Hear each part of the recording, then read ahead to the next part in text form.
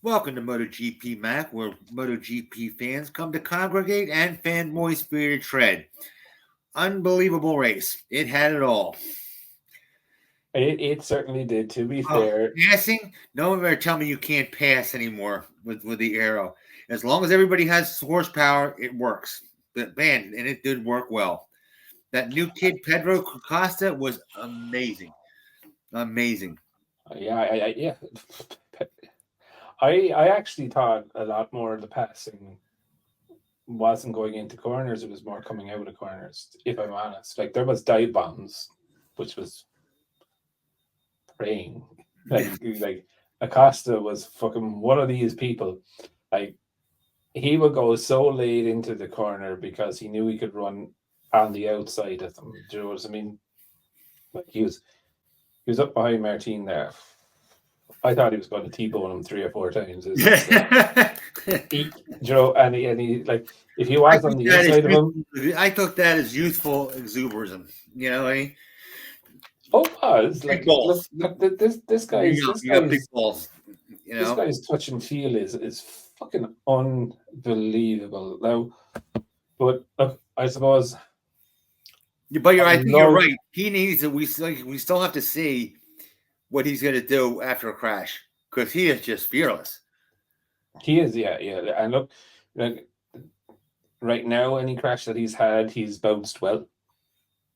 But like, I think, look, we don't wish him to crash. Look, that crash is coming. But for me, look, I think he was absolutely fucking outstanding today. I think he gives an awful lot of merit to what we say and what we have said about build a good bike and then put an alien on it. You know, that is the result of it, right? Like, you look at the other factory riders in the KTM, one who we've all agreed on is on the cusp of being an alien, and has been made look very ordinary. You know, and I'm a Binder fan. I like Binder. Yep, you always have. Miller, but this he's just changed the rules, you know, and we didn't know that. You didn't really know that until he hit MotoGP. I know a lot of people said it, but they were assuming. Okay. Yeah, well, look, we've seen a lot of superstars from Moto 2 come up and flop, right? And so look, we never said that he was never going to be it, but we were like, okay, let's see it. Do you know what I mean? And I have no qualms with saying that Acosta's come in and not just arrived, he's kicked the fucking doors open and said, "Love me, bitches." Love me. And that's, in my view, that's what he has just done, because like we're becoming let's talk about going into this season. Everyone was like, Marquez on the Ducati, game over. It's like, now it's like, give this kid 5 or 6 more races, get him to understand the tires more and more and more, and that's, you're fucked. Let's get some ring rust off him and then see what happens. You know what I mean? But it's not even ring rust. Like he knows no better right now. Do you know what I mean? He every day he's a fucking sponge, taking it in. Like, he finished second. You know, he still has a couple of weeks left to win the race before he turns 20 or whatever. So look, for me, he's been absolutely epic. He's a breath of fresh air. I think he's taken an awful lot of pressure off Marc Marquez, because, you know, all the attention now. Look, like, Mark did really, really well today. I was very impressed with how he rode, especially with the knock with Miller, took off a wing. Yeah. You could see, though, there was a defect. It was a side piece down the... There was a side piece of the wing, the side wing, it came off. So, look, again, you know, he didn't do a bad race. You know, he hit the front and you were like, he's going to pull the pin, and like, he pulled the pin and he lost the front, you know what I mean? But you could see he was offline, like, he was closing into the corner. He was still, in my view, he was trying to force the bike into the corner, like, exactly. You know what I mean? It was, and the front tucked. And you could see that but that front seemed to be having a problem from the back. It's hard to explain. You know how when the back is off kilter, it affects the front and motorcycle. When you adjust a motorcycle, it's chassis. You adjust the front for the back for the front and the front for the back. Okay.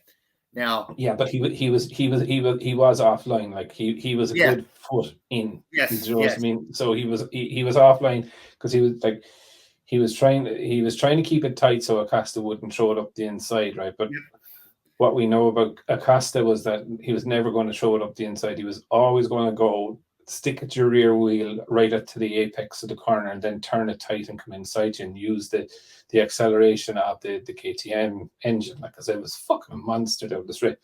But look, saying that, I don't think Marky Mac did a bad thing. The crash. Look, I think it's good for his confidence too. I think it's brilliant for his confidence. Like he didn't crash out of 6th place. You know what I mean? He crashed out of the lead, right? And you know, it's 906 days since he last won a race. Yeah, right. Just so you know. Just so you know, just who's counting, right? But leading. It was not only he was leading, the suspension's off, and he crashed, and he hasn't been on. Like I said, the combination of things, he should be proud of himself, not look bad at it. Yeah. But look, I think I think the crash was his fault, though. Do you know what I mean? I think he was in the wrong line, squeezed the two ties, right? And he was trying to pull the pin. But look, it was a crash. Maverick, I do want to talk a good bit about Maverick. Hey, by the way, I had this on before the race started. Yeah, you knew he was going to be good from yesterday. You know, and I had a million of these shirts. Yeah. It was the most un-Maverick Vinales performance I've ever seen. I also want to say he is the first rider in the MotoGP era to win on 3 different manufacturers. Mm-hmm. So he won on the Suzuki, one on the Yamaha, and now the Aprilia. And it now counts because it is a main GP race. Although he did it 2 weeks ago in the sprint race, and yesterday it doesn't count with the sprints. When he duffed the start, I was like, oh, for fuck's sake, here we go. You know what I mean? Now you could see, and like for me, I saw the real weakness of the Aprilia is the engine, and it's really weird to see their engine that weak. You know, like you can literally see the KTM or the Ducatis. He would pass them into whatever it is, turn 11. Right. And they fucking piss passing down the straight. Then again, yes, it's not Yamaha pad, but it's this near there. Yeah. Now, COTA is one of those circuits. To be fair, momentum. And even Portimao is that it's a spacious circuit. Now, when we get back into Europe and the tracks tighten up a small bit, I think they might find it more difficult. But for Batman, he's no longer known as Top Gun, you know. So whenever you see Maverick now, you've got but you know, look, I thought it was probably one of the best races I've ever seen Maverick do. Hats off, like he battled through it. And you can see it really does turn though well. Did you notice that? Like mid-coin, turns like a beaut. He could place it where he wanted to place it, which was incredibly strong. He also had different rear tire than majority. Only I think Acosta had the same rear tire. He had a medium rear tire on rather than the soft. So like he knew he was comfortable, but like you could see it. I think he was closing the gap down. Like you could see it when.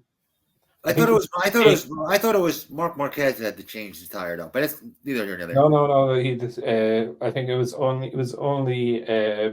I thought he changed it on. He was the one that changed. No, they only decided it on the grid, but majority went soft, and it was only Pedro Acosta and Maverick had the medium rear on, which you know was a gamble, but. You know, look, when even on that tire, like you could see it when he was pulling up behind Bastianini and Jack Miller and that for like 7th and 8th place. I just sat there and I just said to the young fella, I was like, he's going to win it. And he was like, no, he's not going to. And I think it was pretty good. Like he didn't force the issue. Do you know what I mean? He was calm, he was relaxed, he was clean. But he was feisty. Do you know what I mean? And normally, feisty and Maverick Vinales don't really go together unless he's throwing a temper tantrum in the fucking pits. But normally he ducks the start. He's soon to go throw it down the road if he gets feisty. Yeah. Now, look, I thought at the start, he looked pretty surprised to see Pecco and Jorge Martin on the inside of him at the start. And I was like, well, you're about fucking 8 feet from the apex of the corner. What are you fucking surprised about? Yeah. And then I was like, oh, his race is fucking over. But no, I will 100% hands up. That was fucking absolutely epic from him. I was really, really impressed. I did notice a few things. Why did he start so? Why was he so far out on the start? Now that you mentioned it, I didn't. You just pointed out something. I didn't realize. He got an okay start, but he didn't get the lads around him got a better start, and they were level. They were all gone past him. Like even Pecco leveled him, and then he was coming into the corner from a wide angle where you're like, But anyway, look, I thought it was like really, really good race from him. He's the first one to do the 3 manufacturers, which is, look, it's in the record books, can't be unwritten now. So look, really, really good race from him. I did notice though, the Aprilia bikes all took off the rear fairings. They're all gone back to the 23 rear fairings. I thought that too. I saw that. So it is interesting, but like Aleix was fucking light years behind, Maverick. All weekend couldn't catch up with it. Where I did? Oh shit! You better than I am. Where's the Liberty boys? Or not the Trackhouse. Yeah. Raul Fernandez and had a good race. He's still on the 23 Aero. And Oliveira was just behind. I think they were like 8th or 9th, so they didn't do too bad to be fair. Which is kind of, now saying that, there was a good few crashes up in the front part of it, but saying that, they would have been solid top 10, 11. Do you know what I mean? So look, it was a good race for Leah. Pecco Bagnaia. It's very strange what is going on, and like Martin yesterday looked okay. He didn't look fucking super. No, he did not. He looked okay, and he looked in a bit of a better fettle than Pecco. So the Ducatis didn't look that strong. They look not their dominant self. Let's put it that way. This track, the COTA period. I didn't think they looked. Yeah, well, like the all Ducatis are up against it with the turning, right? In through the essence of all of rear wheel it was not working. It seemed like all. Yeah, but I think like if you look at COTA, like from turn 2 to turn 9 is like fucking flip flop, right? And if you're on a low and long bike, it's not really what you want to do. It takes an awful lot of effort to turn it. Yeah. Like you look at Mark in the sprint yesterday, he wasn't good around like from 4 to 7. Like he definitely wasn't good in the corners, right? And you could even see it in today's race with Pecco. Mark was turning tighter into him. I think it's in 6 or 7. But then Mark was scrubbing off way too much speed. So Pecco was trying to save the tire and keep the speed up. And there was just a phase of the race where they were nice and feisty. And it was good. Do you know what I mean? You're like, okay, here we go. And it was they just plateaued. Do you know what I mean? And that was it. And like you could see it with Martin, you could see it with Pecco, you could even see it with Bastianini. It was like all the tires started to grain or something. Do you know what I mean? And it was just the bike then was getting very unsettled in the middle of the corner. And I don't know, is that just tires? Is it something to do with the suspension? But then like I keep and they had to go to the sprint too, but they didn't. I was thinking, well, are they going to fix this for the main race? Yeah, but I just think need to straighten out. Yeah, look, I think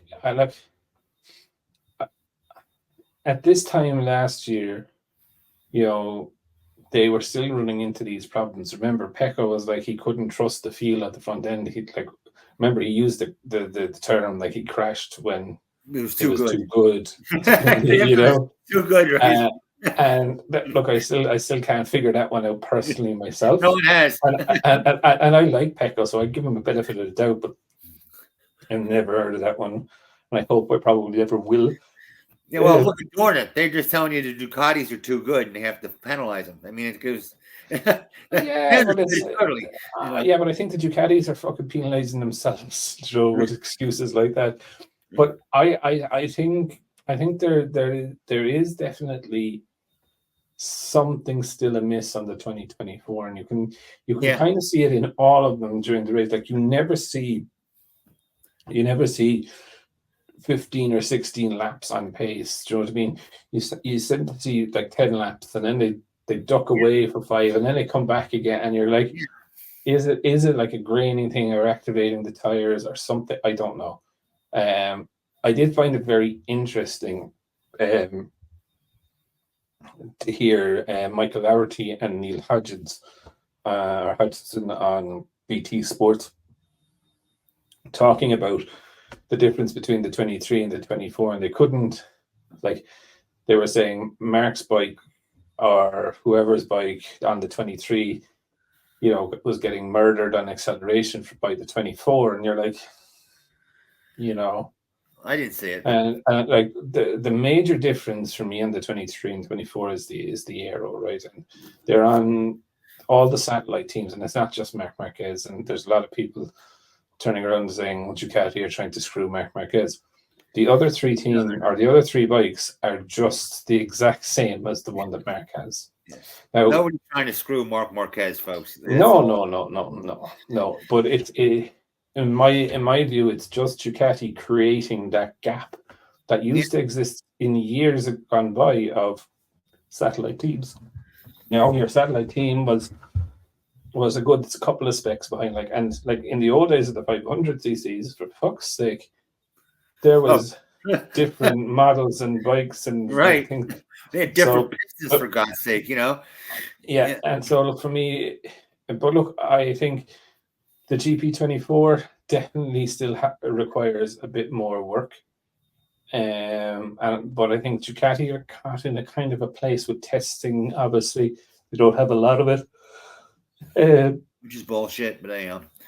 But when they go to test, it's different now that they have to be very specific in what they're going to go and test. Do you know what I mean? So it's not like, oh, we're going to try these 3 or 4 things for the future. It's like, we need to fix this. Do you know what I mean? Yeah. Rather than, and if we have time, we can do the things for the future. So I think there's definitely some work on the 24 to do.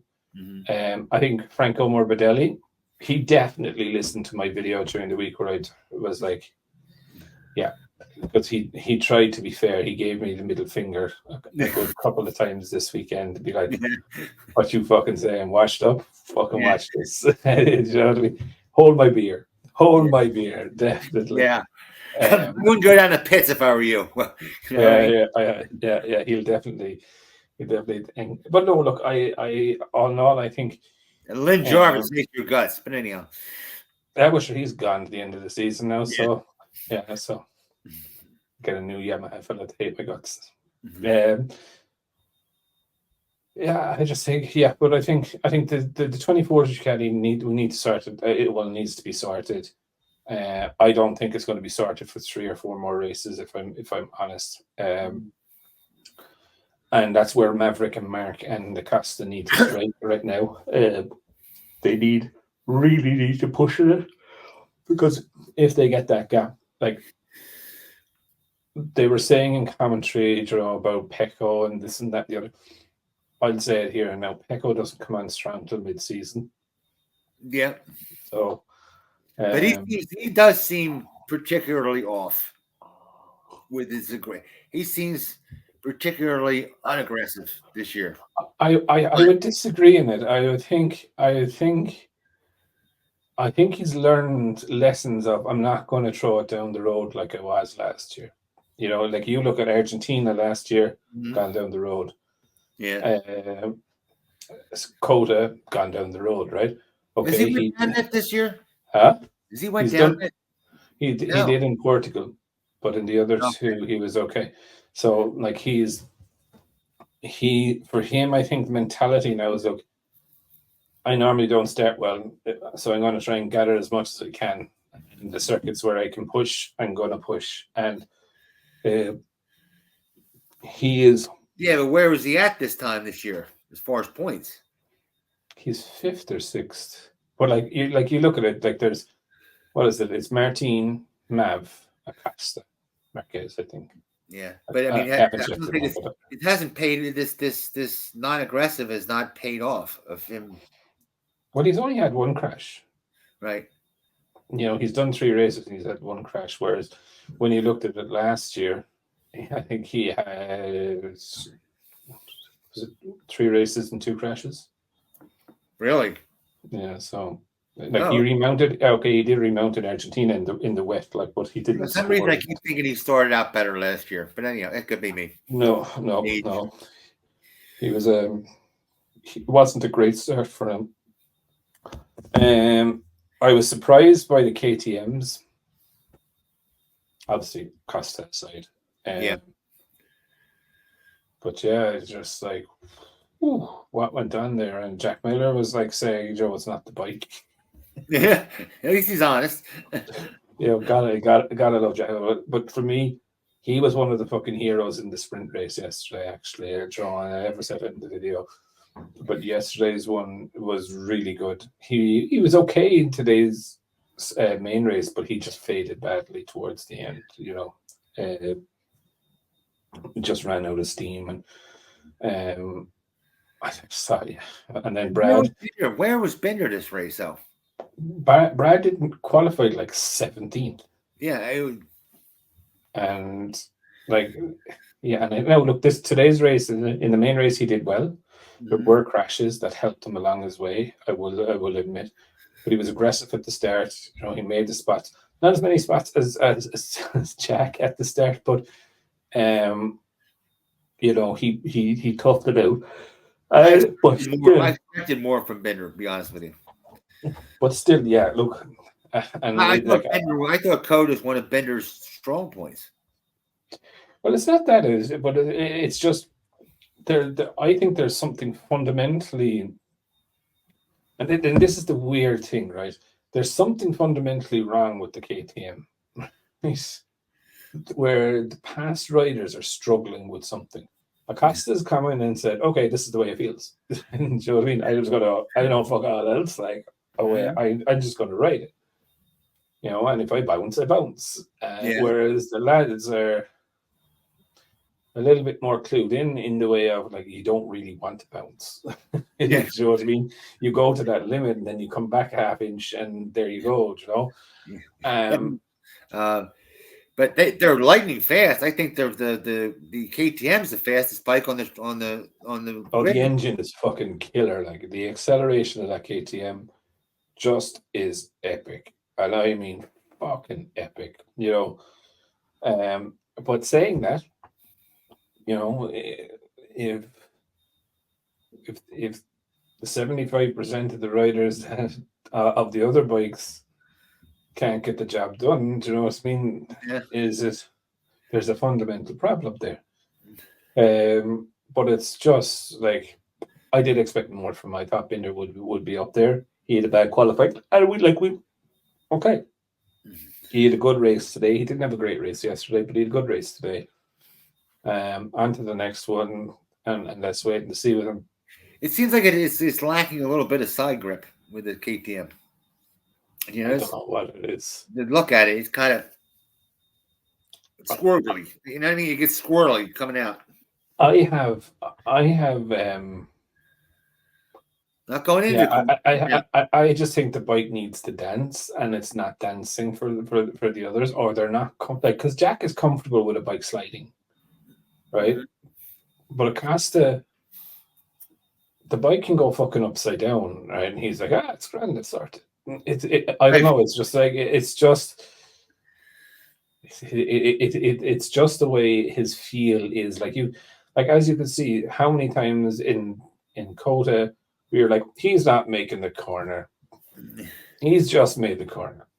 Yeah. You know what I mean? And there's like, And you're like, fucking hell. And the average rider out there, and I don't mean that disrespectfully, is like 3 centimeters deep on the brakes and they're fucking running on 5 meters. Like, you know what I mean? Yeah. He's barely running on.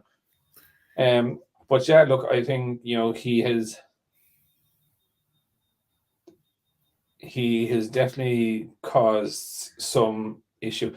And it's actually funny because I heard Zarco say that Marquez is like a fox in the henhouse. And I'm kind of to myself, but Marquez isn't a problem anymore because they were saying that Marquez is like a killer within Ducati, like he's going to ruffle everyone up and do this, that, the other. And I'm kind of, I would call Acosta a bull in a fucking China shop, like. Yeah, there you go. What I mean? Yeah. Because Yes. that to me Yes. is ruffling the feathers. You know what I mean? Like, He's here a I bull. am. That's a I'm good a rookie. analogy. My Yes. third actual Grand Prix, and I can't fucking see any of you behind me. Yes, Do you that's know a what I good mean? analogy. Yes. So it's Marquez, they have that's all the fanboys that are pissed off that he left Honda, saying, "Oh, Ducati, the bosses hate him and all this other bullshit," and and there's upset. Yeah, the family, the boss, the Ducati family. Don't believe that crap, folks.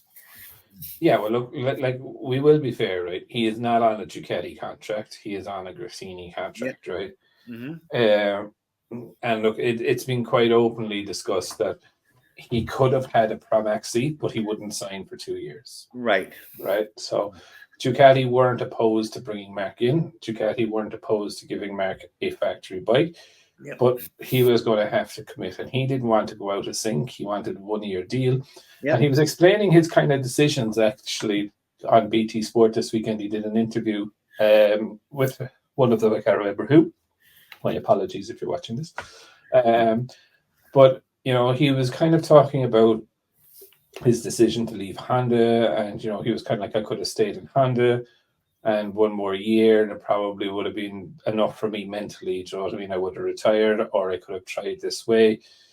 And look, it's very logical. And he actually explained his smile in the Valencia garage. And he was like, well, look, it was kind of like this, that, before getting on the Ducati, he was nervous about riding a new bike, new manufacturer. So he was like really, really nervous. And he's like, would I be able to adapt? Would my style be adapted? So would the philosophy of this match my philosophy? And you can kind of understand he had 100 million questions all going on in his brain. And he went out and he did those few laps, and he kind of came in and he's like, it was not that I have the perfect bike. It was just like, it was more, I can do this moment for him. Do you know what I mean? And I don't want to go out on the bottom. He doesn't want to go out on the bottom. That's a big thing too. Well, yeah, but it was more so he immediately had the understanding of maybe it's not me, if that makes sense. Do you know what I mean? Mm-hmm. Whereas, with the Honda, it beat him in, like the Honda, to be fair, beat him into submission, that he was like, I either stay here or I leave. Yeah. Let's make a fucking choice, right? Mm. And it was that relief when he got onto the Ducati and he was like, okay, I still have a long way to go, but I made more progress in the last 3 laps than I did in the last 3 years with Honda. Yeah, that's true. And it's kind of that kind of feeling and relief and anxiety dump, let's just call it. And that's what that smile is about. And I thought it was, now I'm paraphrasing here, I'm not quoting him word for word in case there's any fucking anoraks out there going, hey, well, he said, but that was kind of the relief of it. Let's talk about Yamaha. So obviously Lynn Jarvis has come out and said that he's... Oh, yeah. Did you say he wants to... Fabio wants to have the 4th grade take back clause. I take back what I said. I don't want to sign for anymore. Yeah. No, we're doing take backs. That's it. I mean... Yeah, so I was reading something in a news article during the week. Now, I couldn't really verify the source of it, so I didn't go any further, but I know after the Grand Prix in Portimao, they were supposed to do a test, and it rained, and they got 6 laps each. And testing in after a Grand Prix does not make any sense for Yamaha. And Fabio has openly said this in the past, that it's in the lower grip scenarios. So Friday, Saturday morning, we really struggle because we don't have the grip. When we have the rubber down on the track, it masks an awful lot of the problems because there's rubber there and we have grip. Yeah. So what do Yamaha do? They test after a Portimao race when there's loads of grip on the track. Now, okay, it rained. There was no more rubber on the track, but the track was now also wet, so they couldn't really get it. But yeah, I read this news article during the week where it said Yamaha new engine. I was like, all right, let's have a fucking who's coming out about a V4, and they're like, Yamaha have a brand new engine to check. I'm like, okay, Yamaha do not have a brand new engine first. So they have a tweak, an upgrade, a tweak. Okay, but they're not running it. They couldn't run it in the wet because there's no point running it in the wet. So it's like, well, you never. I always say you never know. You don't know if they've had that V4 sitting on the side being worked on. It's not a V4, right? They're not going to test a V4 the day after a race. That's just the most stupidest fucking thing you will ever do in your life. Well, why? Because the circuit are free to sell tickets for that test. So there's Billy Bob, blowjob, who can fucking sit over in the grandstand out with his microphone, go, oh yeah, the engine sounds different. Yamaha running a V4. Ah, I didn't know that. So what you would do is you would fuck off. You're not allowed to close that test off? No, it's a private test, but they're renting the track. When you hear a private test, you assume that it's they're hiring the thing. But what they normally so okay, yes, you can do that. Portimao is one of those circuits that you cannot do that in the way of if you fuck off up to one of the hills behind the circuit, you can see perfectly in. If Yamaha were to run a V4, they could hear them. Yeah, you'd fucking hear them right away, right? Yeah. So it would be worth Ducati and Honda and whatever to have a fella sitting up on top of the thing with a big camera and taking pictures of what they're going to do. Oh, it's in line. It's fine. We can go home. Yeah, but realistically, if they're going to be doing tests like that, it's a circuit, Aragon, perfect place to be fucking off out into the middle of nowhere, circuit where there's not a lot of people. Arrive up there, do your one-day test. You tell the FIM that you're doing it. You don't have to tell anyone else. Well, now Yamaha has their own tracks, so why couldn't they go on their own tracks and test? Yeah, but you're not going to fly your rider over. Like realistically, right? To be remember, Cal is a nice guy, right? Yeah. But if they need the bike to move forward, they need to really put the race riders onto it. Do you know what I mean? And realistically, if you can run private testing or extra private testing, and you have the concessions to have your race riders, you're going to use them as much as you can. Like realistically, putting them into even a private test in like Barcelona isn't bad. Like for me, Aragon is probably the better one. Do you know what I mean? There's a lot of things there that you can do, and you'd like send Rins out on the inline 4, send Fabio out on the thing, and you can get a fairly decent comparison back to back. Do you know what I mean? Mm-hmm. But look, I still just don't understand why we're not seeing a different Yamaha every weekend.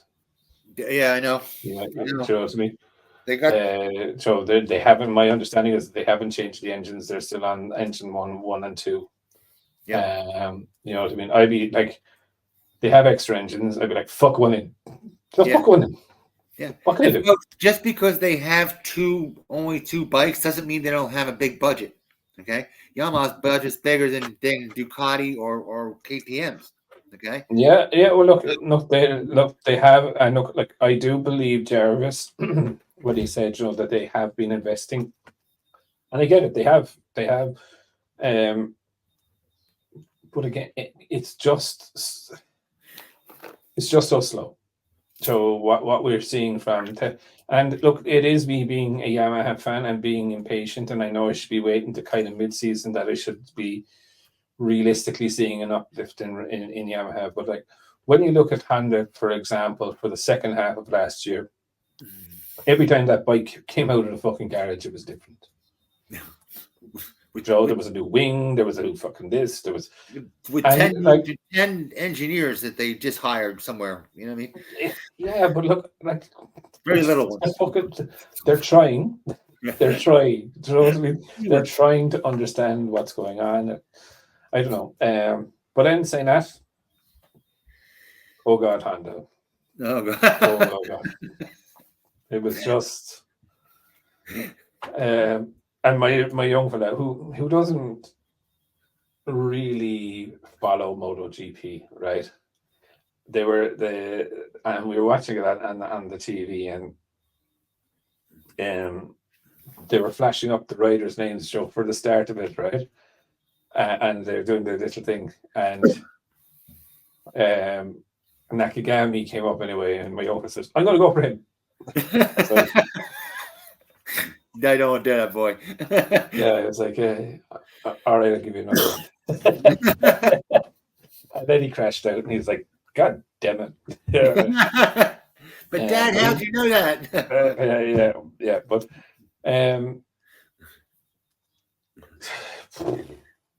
yeah, tough one. Really. See the word Honda, that means they're coming in last. It's synonymous, you know. Be it a test or whatever it is, you know, comparison. What was it? Yeah, yesterday's sprint race, 10 laps. Luca Marini was 25 seconds behind. What? Yesterday, or 22 and a half seconds behind in 10 laps. Marini. Yesterday. Yeah, I think that had to be a mistake. Nope. In the sprint race, 22 seconds behind. 2.25. 2.2 seconds a lap. Slower. Average. Yep. Today's race, he finished 33 seconds behind. Still, it's 1.6. That's how. It's fucking a lot. Like, you have to look at today's race. They weren't going as fast as they were in the sprint, right? So, kind of gives you an example of why the gap would be bigger. In theory. During the sprint, it's because like the sprint is run at a higher pace, right? Today's race is run slower, but like still 33 seconds behind in whatever, 20 laps or whatever. It's just, I hope he's getting paid. I hope they're all getting paid well, because retirement it is thing now. Though again, like with Yamaha, we give them the benefit of the doubt. We don't expect much moving forward till mid-season, but it's still a tough one. It's tough to watch in all honesty as a fan of motorbike racing, and I don't care too much about politics at times, right? You're looking at a team out there trying to move forward, and you're looking at fans, and they're just not understanding what's going on, and another thing I'm hoping I'm wrong, okay, is when I see Fabio getting that $12 million, and I think he did get that $12 million, that they're not trying to pull the same shit that we started this whole thing with of, well, get everything still, trying to turn it into a situation where they're just bidding for the best rider, where we'll ban everything out, okay, and then say, okay, everything's banned out, anybody can ride in there, and it'll turn into where you're just looking for the best rider, and we'll outbid everybody, so it's a guaranteed win. Do you get what I'm saying? It's like, it's because they don't have caps. It's not like football where they have a salary cap. You know what I mean? I would go for budget caps in MotoGP just for that reason. So you don't have we'll ban everything out, and then we'll say who has the best ride, and then we'll just hire out the best riders, aliens, and we're done. Yeah, look, that's a corporate way to go. Let me tell you. Yeah, look, there's ways and means around fucking these. I know, like just what you're saying on like salary caps, they don't work. Yeah, I don't see a salary cap working. You're right, because they're getting around to somewhere. It won't. Because all it will do directly is turn around and say, okay, Fabio Quartararo's entourage is now paid by Yamaha directly as employees rather than Fabio paying. Yep. Yes. Simple as. Fabio Incorporated. They're not buying. They're Fabio Incorporated, and he's exactly. They all become. Look, it's to be a reference service or something like that. Or yeah. Look, there's ways and means around it. Like, but look, I think the Japanese are in a very dark hole at the moment. All of them, right? And it's like I was looking at it. I think Fabio Quartararo's lap times this weekend were very similar to Fabio Quartararo's lap times last year.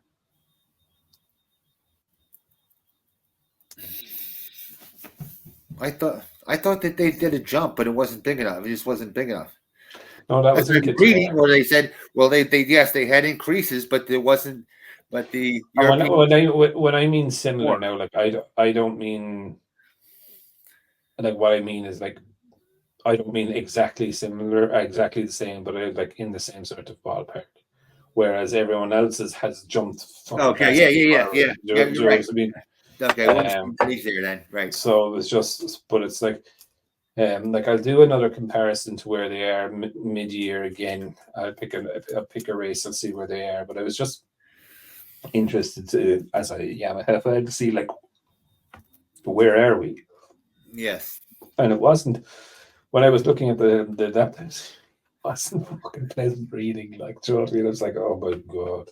Yeah, I just don't want to see. Like I say, I just don't want to see it where it's another Marquez where the bike's crap, but then he does have a rider that wins everything. You know, instead of having a Ducati show, you end up having a Pedro Acosta show. You know, So, but then, and look, like Pedro Acosta and KTM. I'm going to call it KTM because it's KTM. It is like a Marc Marquez fucking replay of a Honda, right?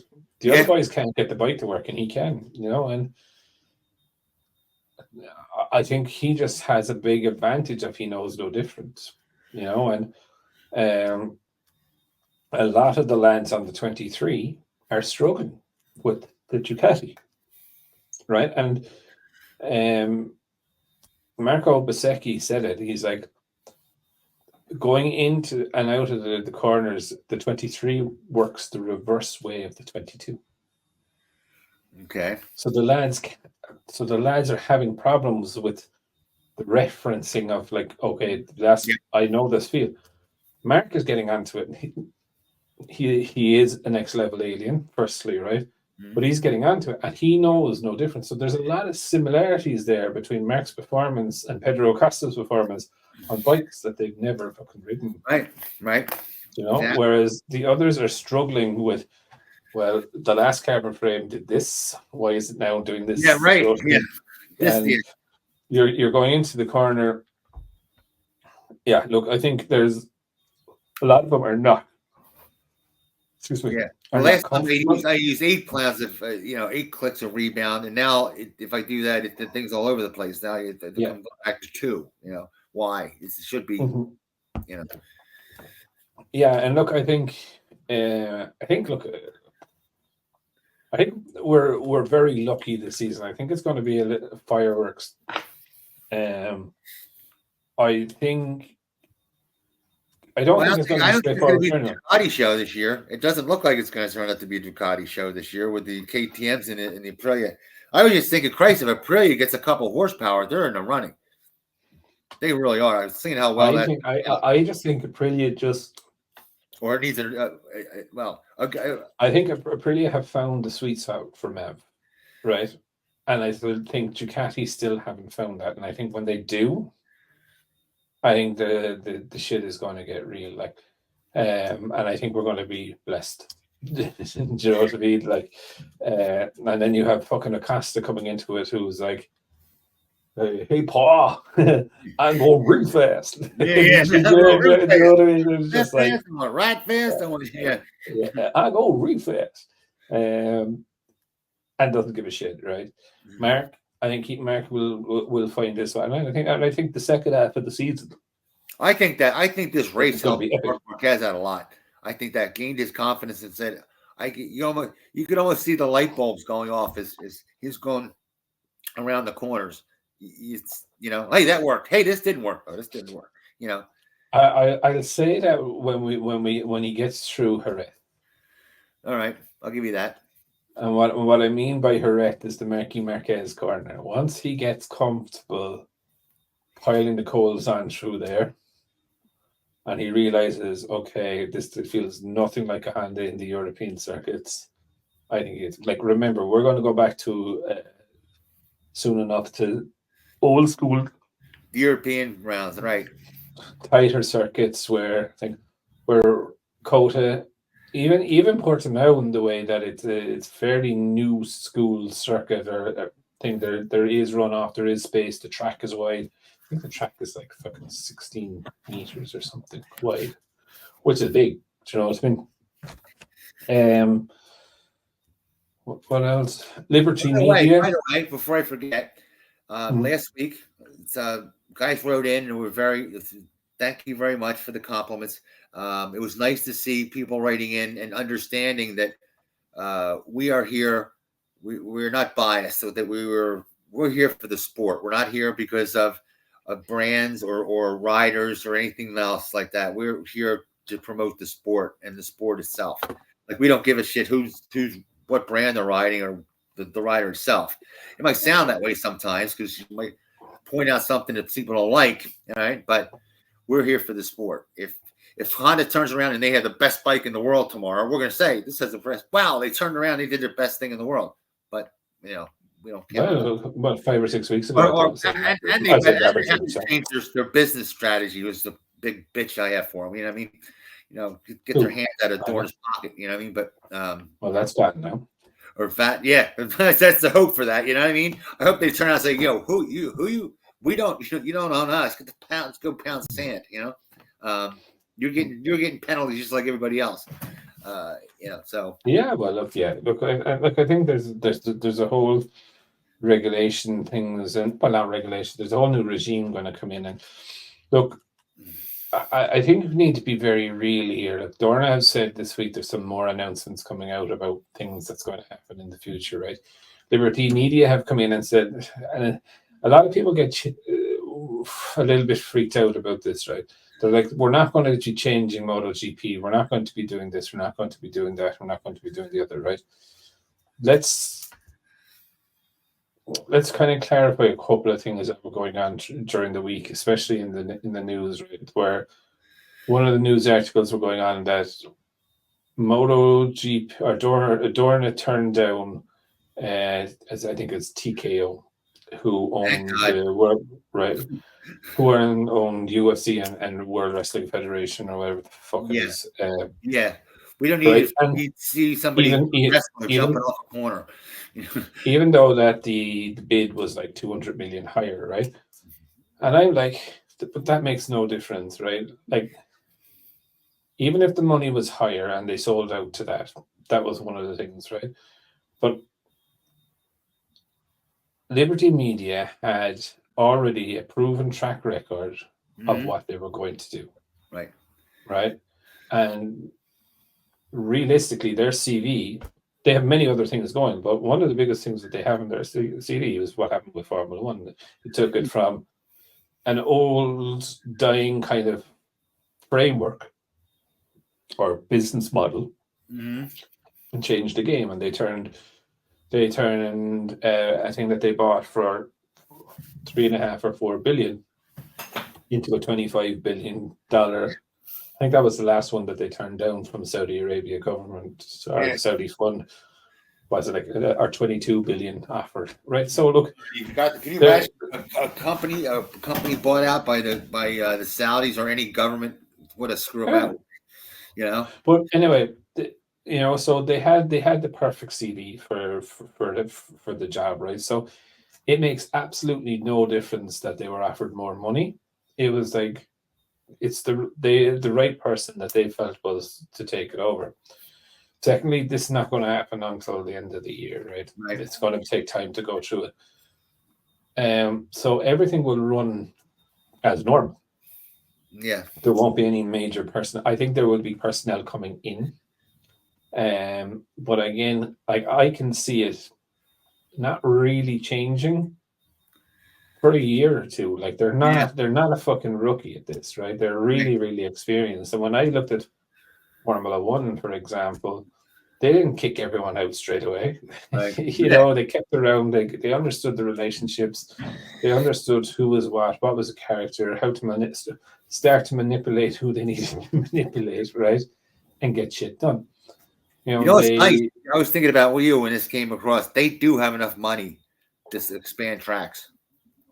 In that case, how do you mean? They will. Yeah. Well, the only problem I do see with it is that, like, for me, there's a couple of tracks that are legacy tracks. Yeah. Assen, for example, is one. Sometimes you have to turn that legacy in, though. You know what I mean? No, and I think I do believe though that there's like the circuits that are Monaco is the only circuit in the Formula One calendar that does not pay for a race. Do you know that? No, I didn't. But that's part of its legacy, right? Yeah. It's the glitz, it's the glam, it's the most exposure. When you look at Assen, you don't think of Monaco, right? But again, it's one of the tracks the majority of the riders are like, this is a fucking rider circuit. Portimao would be the same, right? Yeah. So it's a real roller coaster. And what I don't want to see happening is that we're going to, following the money, ending up on a boring 5 mile wide circuit. Right. I want to see racing. Right. Do you know what I mean? And that would be my only major concern. I know people are talking about WOCA and all of this stuff with thing, right? Obviously, when you bring a sport from one level to extremely global thing, there is a certain level of that does naturally come in, right? I always say you can either choose to see it or choose to ignore it, whichever one you want to do. Do you know what I mean? Yeah. But again, I think they're going to open up doors that have not been opened up before. But I do want to make sure, in my view, that, like, for example, COTA was a brilliant event, right? Mm-hmm. But fuck all attendance. Fuck all. It was embarrassing. So today? I was watching. Marquez is horrible.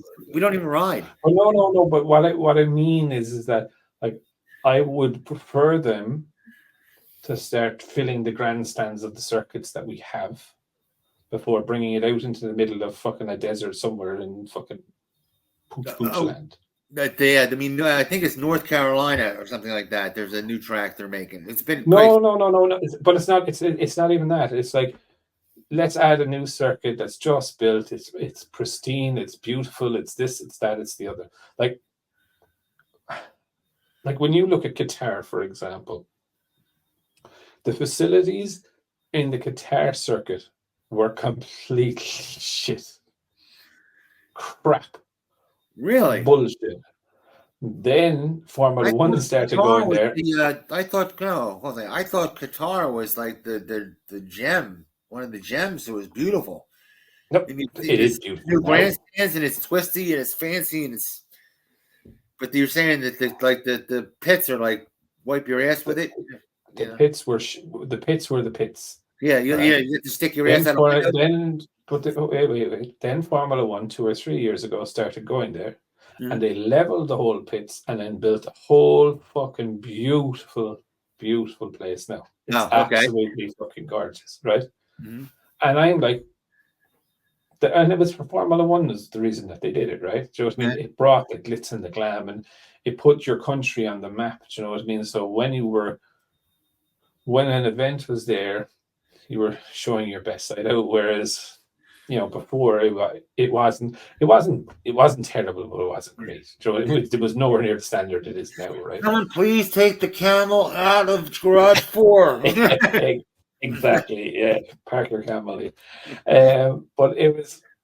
But I see that as a good thing, right? Because again, it's like, it's pushing the envelope and pushing the boundary. But what I don't want to see is, like, I think it's important to have a race in Britain, right? I just don't think Silverstone is the venue, right? I think it's only an okay track for motorbikes. It's great for Formula One. Motorbikes, not really. But there's no other circuit really in the UK that you can now host a MotoGP race at.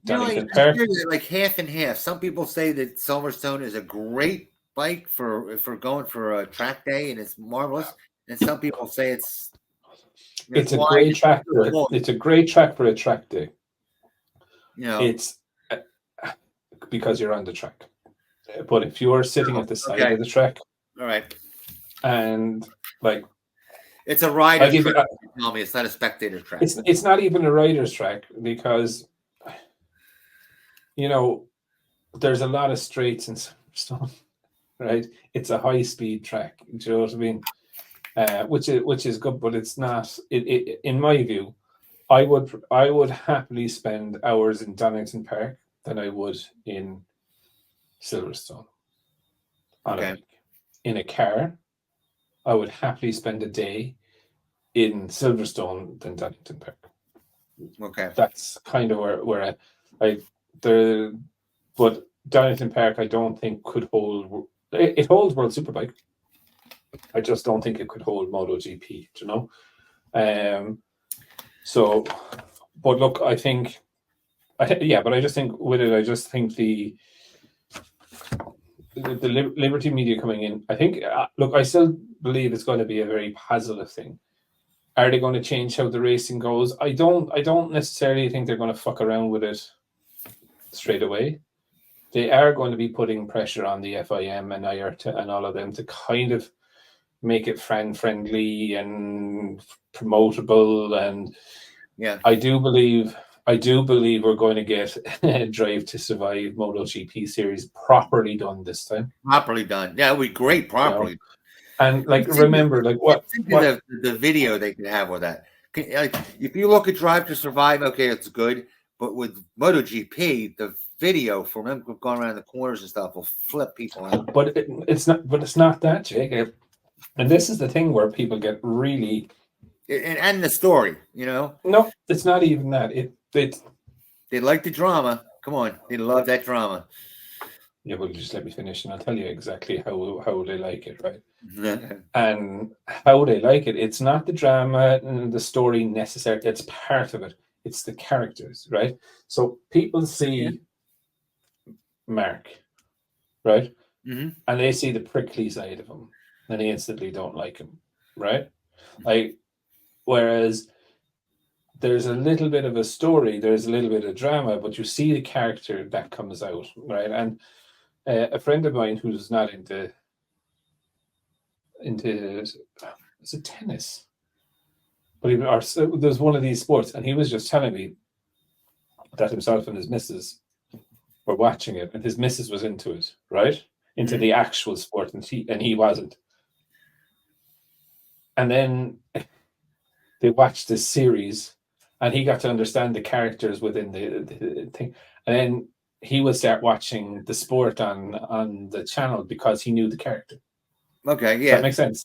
Mm-hmm. So it's not the drama, it's not the gossip, it's more about the person, right? And within MotoGP, can you put it this way? If they found someone like Pedro Acosta in Moto3, put a camera, right? For the next 3 years, 5 years, put a camera, and you follow his journey all the way to MotoGP.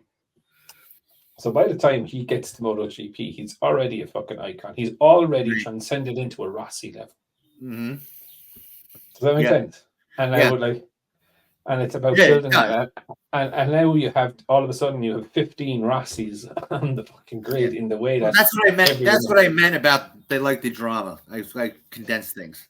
They like the drama. Yeah. But look, it's kind of it's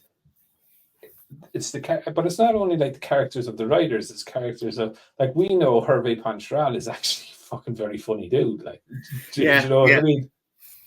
But and Marquez, their family, it's like their family's a strange duck. Following them for 3 years could be just like a sitcom. Yeah, that could get you locked up, to be fair.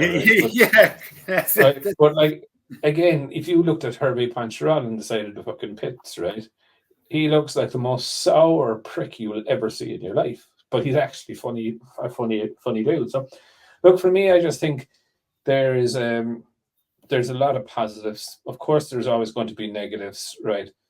Like, Liberty will own the commercial rights, so they will have a massive say into what happens in the sport in the way of commercially, you know. Mm-hmm. So, for example, they want to sell a race in Ballygo backwards, and they sell the track there, they're going there. Do you know what I mean? Right. Do they have an input into the regulations or what the audience want to see? Of course, you know, they're the ones that are going to be bringing these things back to the manufacturers and saying, well, 60% of our audience shut off because X bike was fucking going thing. So we need to look at the regulations. So how do we split it up? It is still the MS or MA decision how and when that happens, along with FIM. But again, they're going to be bringing back the thing to say we need to change this.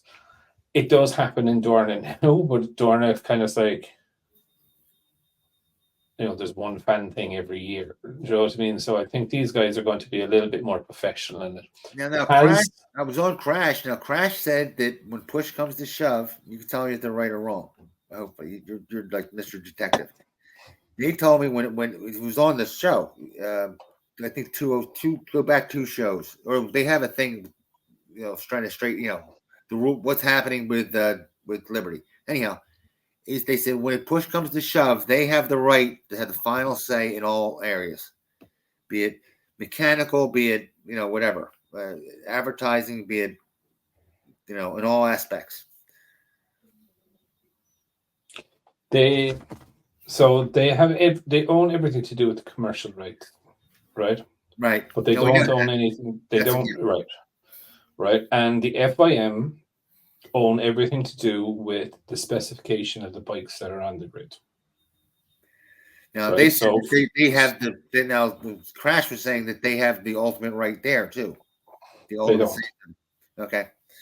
Now if they want no. So sorry, no. So there's no gray area in it. If a regulation is made, which is made by the FIM on the technical specifications of the bike, they can't just come in and say, actually, instead of 800cc, we're going to make it 900cc.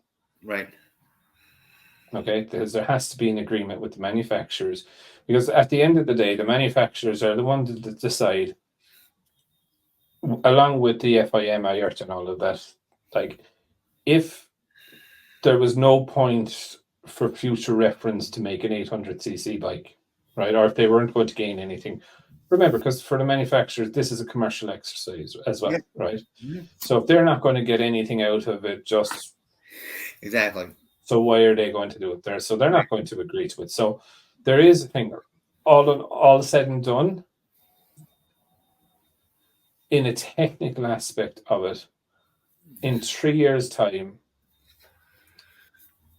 they could say MotoGP is going to be no V4s in it. It's just going to be inline fours.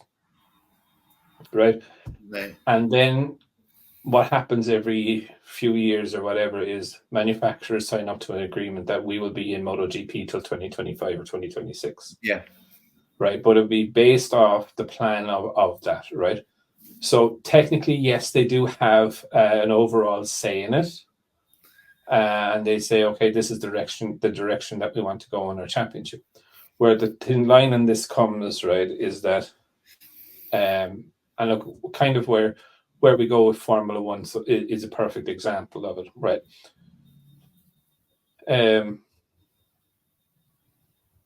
Liberty came in or the FOM came into the FIA and said, the cars can't pass each other. The aerodynamics it's too dirty behind the cars. We need to look at the regulations to enable cars to pass. That's what our fans are saying. Okay, it's for the technical delegate to work with Liberty Media to come up with a compromise and say, okay, this is where we're going. The manufacturers will back this. This is what we're doing. This is how we're going to make it. They reduce the dirty air out of the back of the cars, and then it's signed off. It's put into regulation, and the only way that can be changed within the regulations throughout the year is due to safety issues. Okay, you can then tweak it at the end of every year, but realistically, like a massive regulation change, like we're going to go through in 2027, that can't be done or undone overnight in the back of some. Yeah, right. Yeah. So the participation of groups or teams would be kind of for a certain period of time that the commercial rights holders would say, this is the direction we're going. Do you want to come with us? And they sign the contract and say yes. But the regulations and all of that for that time or thing would be somewhat laid out and would start to be typed in stone at that stage when they'd sign the 5-year agreement or whatever. If that makes sense to you. So what Crasher's saying is not wrong. MotoGP for me is over when they hit the 800cc bit. But no. Forget about that. It's all about, like, the question that you asked is yes.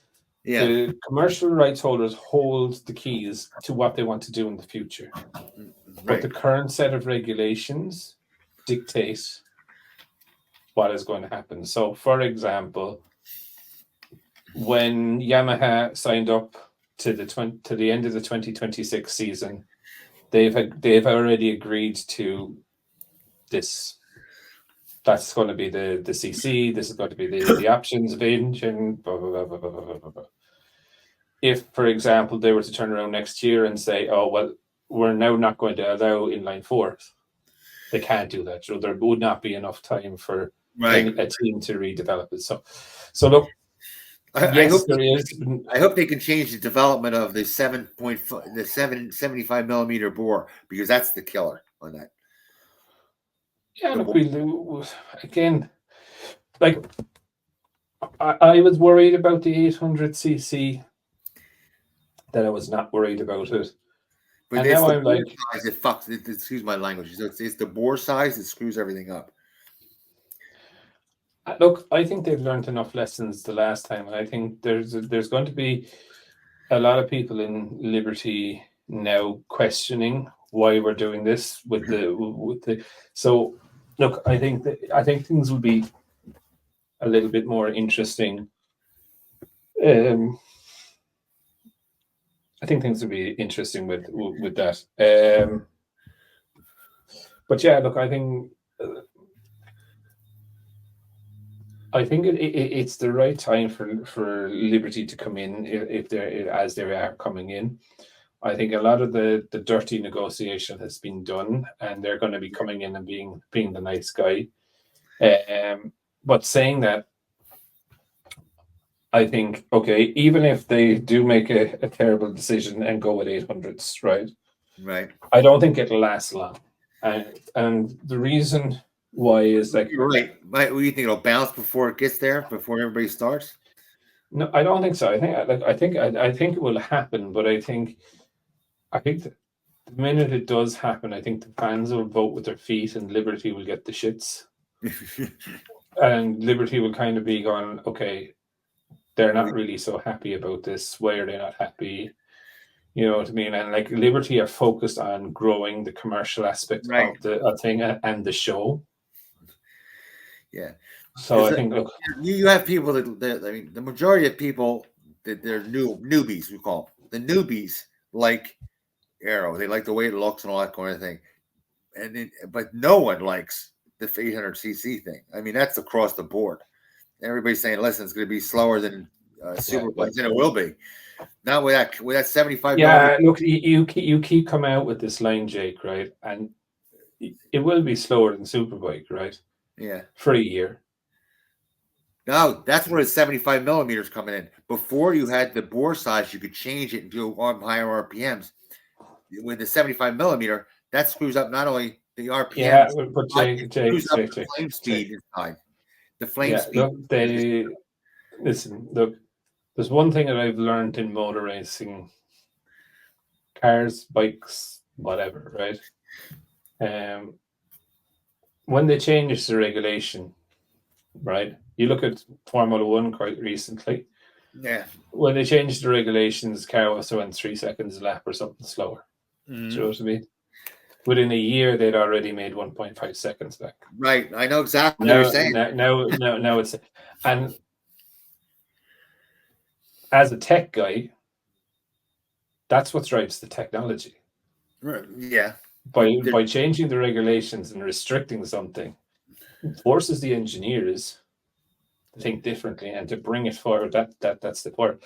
And that for me is real tech, right? Because you're now saying to a fella, here's a little can of Coke, right? Yeah, you're right. That's all you got, right? Right. Make that big enough now that you can fit 2 pints into it. Right. You know what I mean? And it's the old expression, necessity is the mother of invention, right? And that's it, you know. And this is kind of why.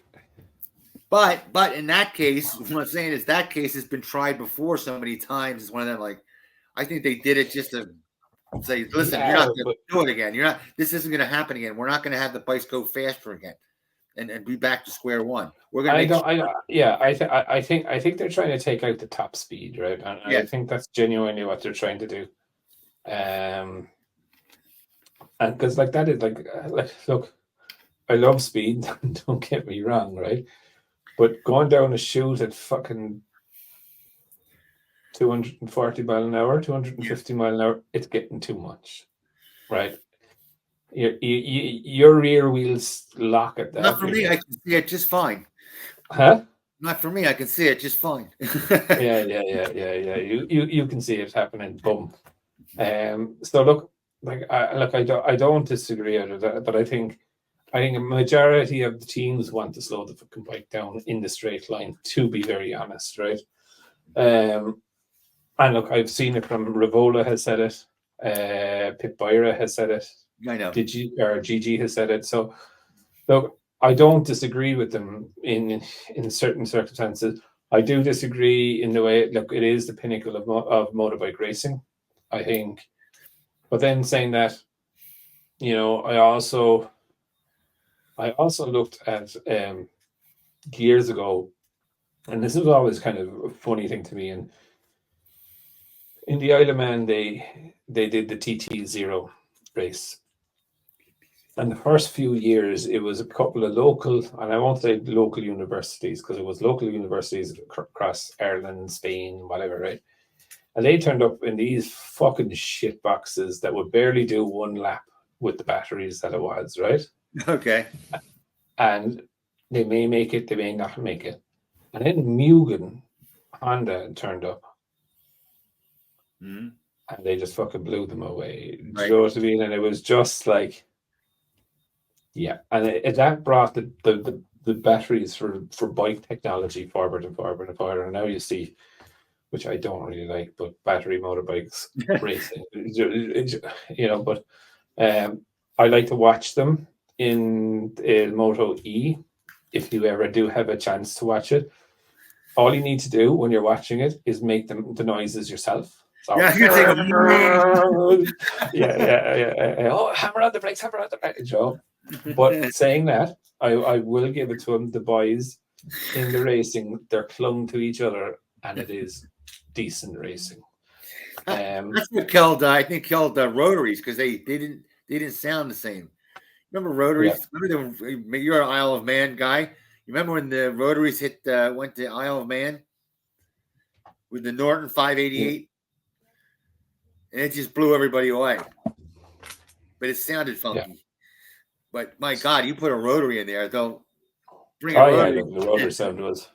Bring a rotary to make 850cc rotary. See how fast they go. Yeah. No, look, I think.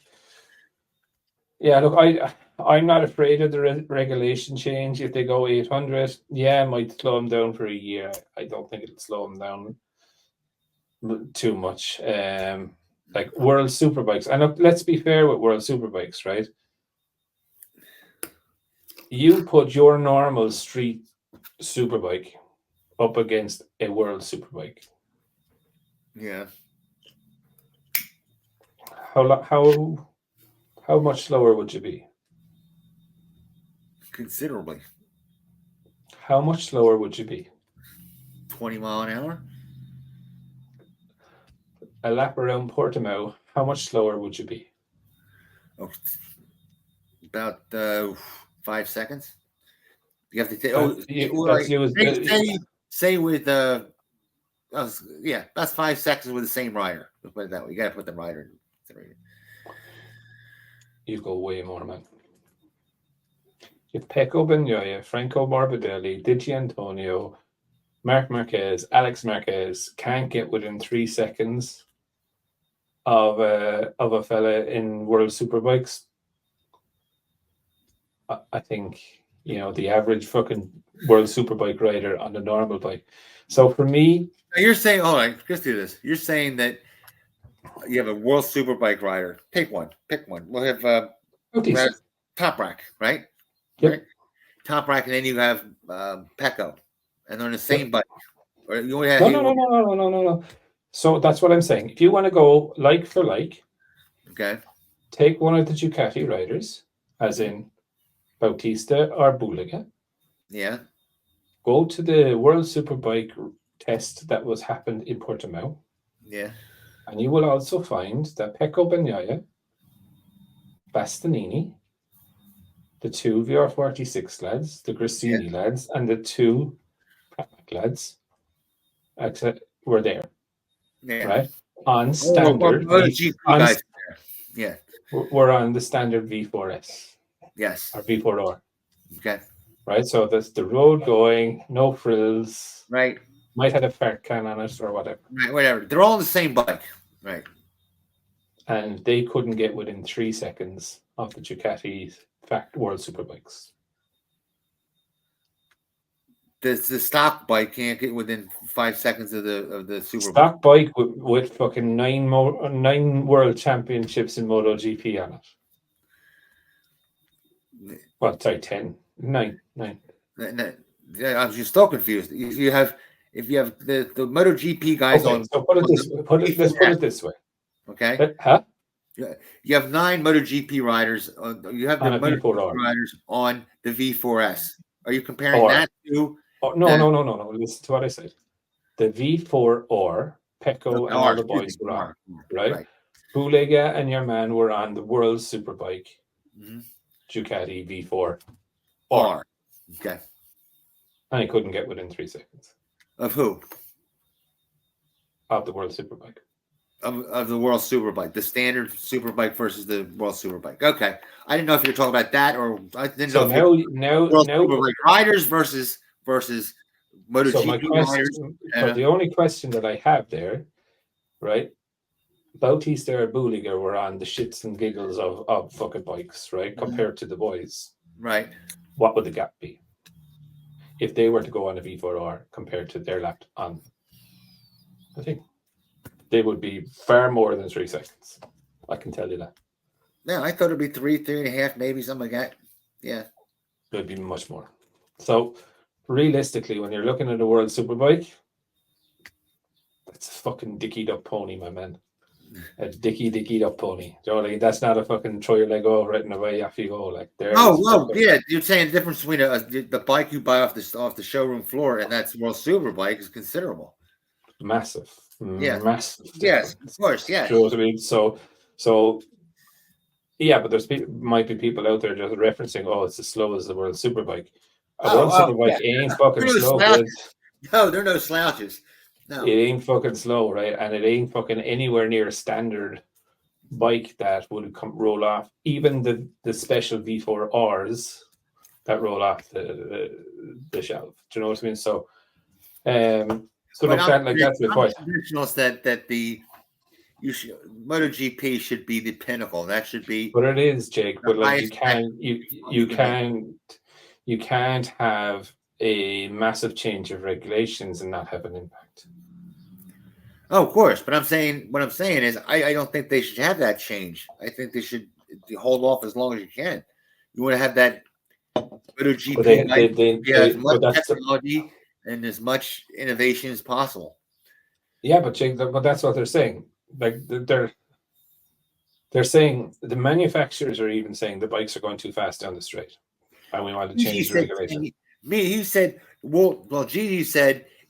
No, Gigi said they're going too fast. We need to slow fast. Right, in 5 years, he estimated. He says we'll be going too fast if in 30. What? He already said they're hitting 360 kilometers an hour in the straights. He said it's too fast. I'm just giving you a verbatim what he said. He said they'll be going. I know. I read the article. You read that, right? Okay.